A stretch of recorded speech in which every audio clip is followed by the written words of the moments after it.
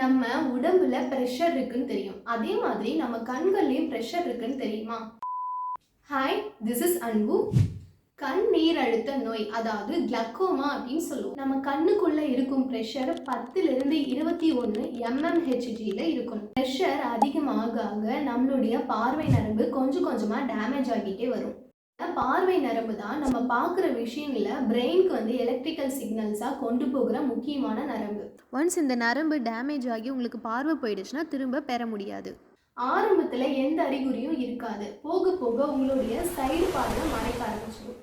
இதனால தான் இதை வந்து சைலண்ட் தீஃப் ஆஃப் சைட் அப்படின்னு சொல்கிறோம். கிளக்கோமாவில் நிறைய டைப்ஸ் இருக்குது. அதில் முக்கியமான 2 டைப்ஸ் பற்றி பார்க்கலாம். First, open angle glaucoma. Second, angle closure glaucoma.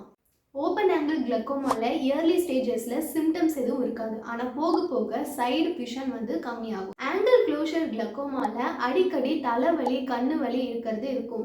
அதே போல் வாமிட்டிங் சென்சேஷன், சடனாக வந்து பார்வை கம்மியாகிறது, லைட்டை பார்க்கும்போது அது சுற்றி கலர்டு லைட்ஸ் தெரியறது, இது எல்லாமே வந்து ஆங்கிள் க்ளோஷர் கிளக்கோமாவுடைய சிம்டம்ஸ். கண் நீரழுத்த நோய் யார் யாருக்கெல்லாம் வரலாம்?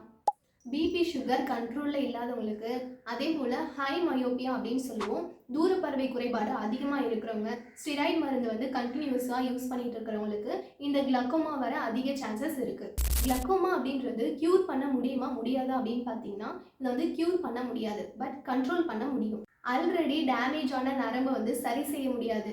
ஆனால் இதில் நல்ல விஷயம் என்னென்னா, டேமேஜ் ஆகாத நரம்பு வந்து ஐ ட்ராப்ஸ் போட்டு லேசர் சர்ஜரி மூலயமா வந்து கிளக்கோமா மூலயமா டேமேஜ் ஆகிற நரம்பை வந்து கண்ட்ரோல் பண்ணிக்க முடியும்.